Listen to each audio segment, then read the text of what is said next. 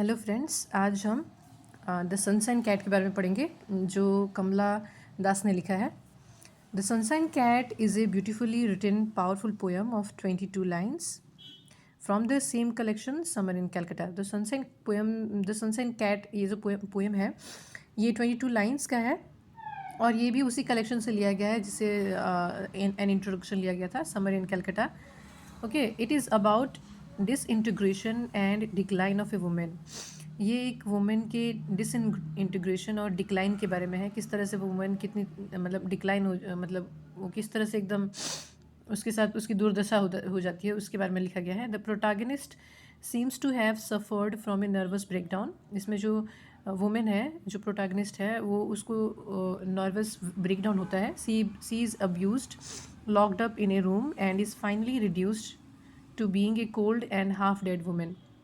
उसको अब्यूज़ किया जाता है, एक रूम में लॉक कर दिया जाता है और वो एक मतलब एक अधमरी सी औरत जैसी हो जाती है। Now of no use to man, जो अब आदमियों के किसी काम की नहीं रही, मतलब अब वो इस तरह से हो गई है, मतलब अधमरी जैसी हो गई है। The facts of the situation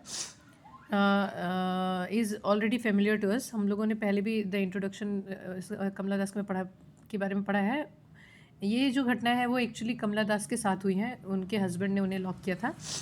here is an attractive, sensitive, creative but rebellious and misunderstood women trapped in A loveless marriage. इसमें जो एक वुमेन जो है वो उस वुमेन को दिखाया गया कि वो अट्रैक्टिव है, सेंसिटिव है, क्रिएटिव है और रिबेलियस है। वो मतलब समाज के जो बंधन होते हैं औरतों के ऊपर, उसके अगेंस्ट वो रिबेल करती है। उसको एक लवलेस मैरिज में ट्रैप कर लिया जाता है। The husband uses her sexually, she resist, strays, seeks to love from other men. The husband retaliates by locking her up each day. She suffers a breakdown as quoted above. तो इसमें क्या होता है कि जो हस्बैंड है उसको sexually use करता है, उसको वो प्योर मतलब लव की तलाश में जब वो दूसरों के पास जाती है तो हस्बैंड उसको रोकने के लिए उसको लॉक कर देता है रूम में उसको, और उसको मेंटल ब्रेकडाउन फील होता है। तो इसमें जो है, इसमें बताया गया है, वो बोलना चाहती है, फर्स्ट लाइन में उन्होंने कहा है, they did this to her the man who knew हर।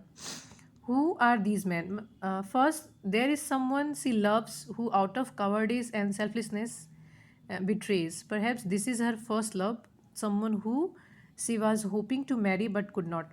मतलब इसमें बताया गया है कि वो किसी को शायद पसंद करती थी जिसने उन्हें बिट्रे कर दिया।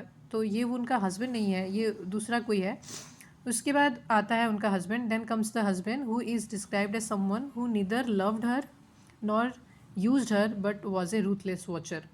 तो वो ऐसा आदमी था जिसने कभी उनको लव नहीं दिया। This suggest that in fact she face neglect in the marriage. इसलिए उन्हें जो मैरिज में उन्हें नेगलेक्ट फेस करना पड़ा।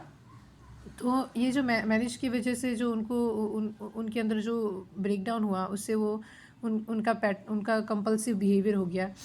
हाँ, और दिखाता है कि वो किस तरह से एडिक्ट जैसी हो गई, गैम्बलिंग, एल्कोहल करने लगी और वो इंसोमनियक हो गई। हाँ, there is a powerful image of speakers weeping, insomniac and utterly helpless.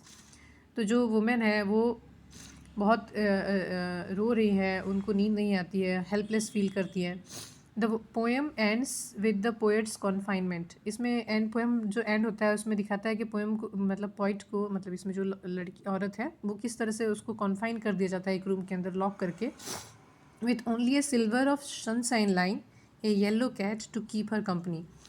जहाँ पे सिर्फ एक, उस रूम में सिर्फ एक सनशाइन आती है जो दिन के टाइम में आती है, थोड़ी सी जगह से सनशाइन सूरज की रोशनी आती है जो एक कैट की तरह आती है उसको कंपनी देने के लिए।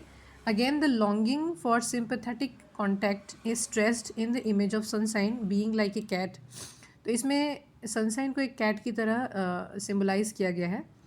But by sun down even this cat disappears leaving her cold and half dead. लेकिन जब सन डाउन होता है, जब सूर्यास्त होने लगता है, तो ये कैट जो है, जो उनके कंपेनियन है उस लॉक्ड रूम में, वो भी उन्हें छोड़कर चली जाती है, उन्हें कोल्ड और हाफ डेड छोड़ के चली जाती है। This poem has no happy ending, only a grim statement of the speaker's uselessness to all man.